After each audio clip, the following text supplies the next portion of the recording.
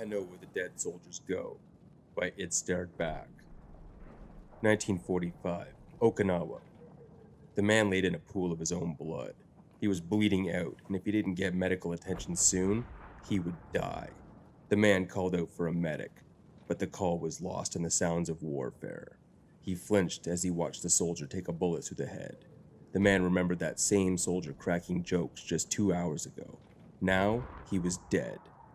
The man shifted and winced in pain as the wound in the left part of his abdomen was disturbed. I should have stayed in the trenches, the man thought bitterly as shouts and explosions penetrated the air. The fields of Okinawa was a deadly place at the time, and most of the people out of the trenches were shot to bits shortly after leaving the trenches. One of his fellow allies finally noticed him. The soldier was hiding behind a barrier made of sandbags. The soldier crawled out over on his stomach to avoid being shot to pieces. The soldier that had crawled over to the young man was young, too young for a battle like this. "Are you all right?" the young soldier shouted over the thunderous boom of weapons. The man glared at him. "What do you think?" the man thought angrily. He knew his time was up. His card was called. Even if a medic were to come, at this point, there would be nothing they could do.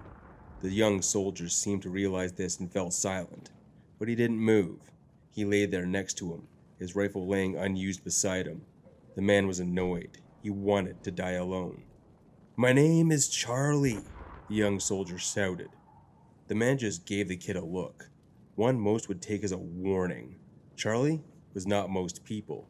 The man glanced at the kid. What was he doing in a war like this? The man glanced at the trenches, which were what he estimated 10 paces. The man finally spoke. "You need to get to the trenches," he shouted, then winced in pain. The boy shook his head with a look of terror in his eyes.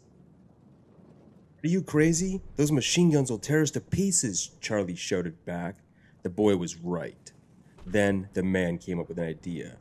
He was going to die, but maybe his death could be purposeful. The man told Charlie of his plan. The man was going to crawl a few feet to his left, then stand up and begin firing where he saw the machine guns firing. The boy would run towards the trench as if his life depended on it, which it did, and dive in. Hopefully, the machine guns would focus their fire toward the man, and Charlie would live to fight another day. The boy didn't approve of his plan, but he didn't refuse either. The man began to crawl painfully a few feet away, leaving a trail of blood. His wounds screamed in protest, but the man continued his crawl. He couldn't hear the sounds of warfare anymore. It must be close to his time. The man used every ounce of strength he had left and pushed himself up. He pulled his sidearm and prepared to open fire. But that's not what happened. The man froze. The once active battlefield was now empty. There were no bodies. The man looked over at Charlie and found the boy was gone. The man slowly surveyed his surroundings. He noticed his wound had stopped bleeding and didn't hurt anymore. Was he dead? Was this what the afterlife was like? Was he to roam the empty battlefield for eternity? The man's thoughts were interrupted by a scream that came from right behind him. The man jogged toward the sounds. It came from the trenches. The man looked into the trenches and let out a scream. The trenches were filled with the bodies of soldiers, Japanese and American soldiers. They all had war wounds of some sort. They all should have been dead, but they weren't. That wasn't what made the man scream. The inside of the trench was made out of a flesh-like substance. The soldiers in the trench were connected to it. They were being fused to the flesh. One soldier had his upper body of his half sticking out of the flesh stuff. He would occasionally twitch. Most of the soldiers were silent, though. Some of them reached out their arms out to the man as if they wanted to pull him in, or have him pull them out, but did not make a sound. So where had that scream come from? The man followed the trench until he had found what had screamed. The man didn't think that this nightmare could get any worse, but somehow it did. He stopped when he saw the sight before him. He did not dare move, too afraid to call attention to himself. Before him stood a creature, so tall its head would be visible above the trench.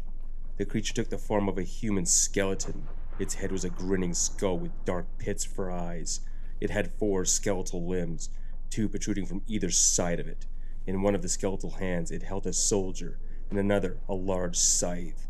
The man recognized the screaming soldier. It was Charlie. The creature seemed to grin at the struggling Charlie in its grasp. The man saw that Charlie had a bullet wound in the back of his head. Charlie had never made it after all, which led to the second realization. This is the afterlife. Charlie noticed the man at the end of his trench. His eyes pleaded with the man to do something. The creature followed the man's gaze. Its skull-like head grinned at him. The creature didn't take its gaze off the man as it shoved Charlie into the wall of flesh. The flesh immediately melted with the soldier's skin. Charlie's screams were cut off as his head was sucked into the wall of flesh. And soon, his entire body disappeared. The creature turned its body to the man. The man found he couldn't move under its gaze. The thing reached out with one of its big, long limbs and snatched the man from where he stood. The man was grabbed by his neck by those ice-cold skeletal fingers and held so that he was face to face with the creature. His feet dangled uselessly and the man's struggles were futile. The creature's breath smelled like rotten decay. The man had thought he had seen the horrors of the world. He had seen his friends get torn to pieces by machine guns. He had seen people burn alive and seen soldiers bleed to death while missing their limbs. But no horror could compare to what he saw in front of him. The monster studied him for a bit before uttering 3 words between wheezing breaths. Not your time. It wheezed. The monster breathed in and seemed to suck the man's very soul into it. The last thing the man saw before his vision went dark, void of the creature's maw. Inside of it, there were evils beyond human comprehension, truths that humans were not supposed to know, things so horrible, so awful, and the man saw them. They burnt his very soul, these truths and revelations. They broke his mind and corrupted his soul. The battlefield medic stood over the man as he began to regain consciousness. The medic had seen the injured man stand up in the middle of the battle, then pass out shortly from blood loss. The medic and another soldier had crawled out of the trench and dragged the man back into the trench as some poor kid took the fire from the machine guns. They got him in just in time to patch him up. They saved his life. When the man woke up, his eyes seemed to bulge out of their sockets as he let out the most terrified scream the medic had ever heard. The fear in the man's voice voiced at full volume. The medic had tried to calm him down, but the man didn't stop screaming again until he passed out. The Allies had won the battle. The man was transferred to a hospital, where he was transferred shortly to an asylum. His family would visit, but their visits began to get less frequent until they stopped visiting at all. For every time they had visited, the man had told them horrible things, unbelievable things. I know this because I am his nurse. I have been his nurse for 3 days. All the other nurses before me had quit without explanation. The most the hospital was able to get from a nurse was that they just couldn't take it anymore. I don't know if I can either. I have lost all feelings for life. I no longer see the good things in life. I don't believe there are any. And this is my fault.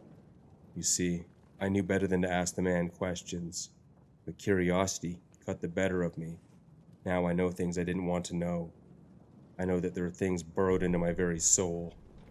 I know because now I know where the dead soldiers go.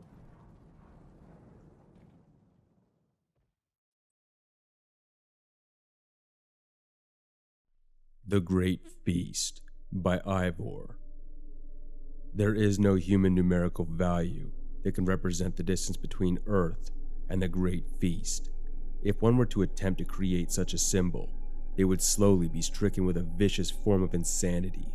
No doubt cosmic deities thwarting the development of lesser life forms. Needless to say, it is unreachable to us, and more than likely will be for the remainder of our existence. In the infinite void of space lies the Great Feast, with or without our small and meaningless knowledge of things. It continues to drift aimlessly amongst the furthest and blackest of voids. It will continue to do so until a woefully unfortunate mass of matter crosses its path. Eons ago, a war was waged between two eldritch races. Nothing is known of what caused the grueling conflict, nor of its outcome. All that's left of that destructive era is the Great Feast. Knowledge of it and its presumed whereabouts are only whispered in skepticism throughout the countless amounts of tomes housed in ancient libraries located on ancient planets. Due to a complete lack of any breathable atmosphere, necrosis was not present to allow the Great Feast to wither away into oblivion. Its thick hull transformed into a frozen wasteland. The flesh beneath has become mummified several times over. It serves as a rotting gift of war, and home to a throng of incestuous parasites. Miles below icy skin and toughened flesh lies the largest section of an ever-deepening cavernous breach. Fragments of frozen plasm littered the empty space within. Along with the walls of this massive wound, billions upon billions of inbred insectoid life forms, all of them endlessly writhing about like an ocean of pests in the absolute darkness. Each is not without a unique and grotesque genetic deformity. The pure ones died off nearly a millennium ago, leaving almost no visually noticeable trace in these pitiful excuses for life. Centuries of repeated inbreeding have led to the latest catastrophic strain. They are spawned within the Great Feast, and there they shall also meet their eternal blessing of a demise. If you would be able to strip away all malformity from them, they would all, or at the very least half, resemble something along the lines of a bipedal scorpion-like creature. They have no eyes, but instead seemingly sense the vibrations in the matter around them. Thin, keen barbs serve as feet so they can pierce the inner flesh of the Great Feast, though they mostly propel themselves through the void by pushing themselves off of whatever they can perch themselves on. They have mouths, resembling and functioning similar to that of inverted drills, which they use to grind up pieces of crystallized flesh. A tail sprouts from their bony, ridged spines. They use this skeletal appendage to hack away at the edible walls, as well as use it as a means to loosely grasp objects, and the intelligence of these creatures is comparable to that of an average insect. Even though sustenance completely surrounds them, the parasites suffer from malnutrition. Most of the nutrients from the Great Feast faded away an eternity ago. Some have grown fond of cannibalism as the primary method of satisfying hunger, but most continue to feed off of the prison in which they are encased in. These presence of the parasites nearly predates the Great Feast itself. They were, in fact, leeching off of its body while life still coursed through it, if such a time even existed. The very few who have studied the archaic texts slightly concerning the Great Feast are almost led to the conclusion that it has always been dead. Such a thought is not entirely folly. It is difficult to imagine something that has been dead for practically its entire existence as a once animated being. But without regard to its history or its future, the Great Feast and the parasites exist, and it proceeds to crawl through it in uninhabited depths in the void. Woe to whomever stands upright on any sphere and bears the sight of the Great Feast, for that sight shall be the end of you and all whom you consider ilk.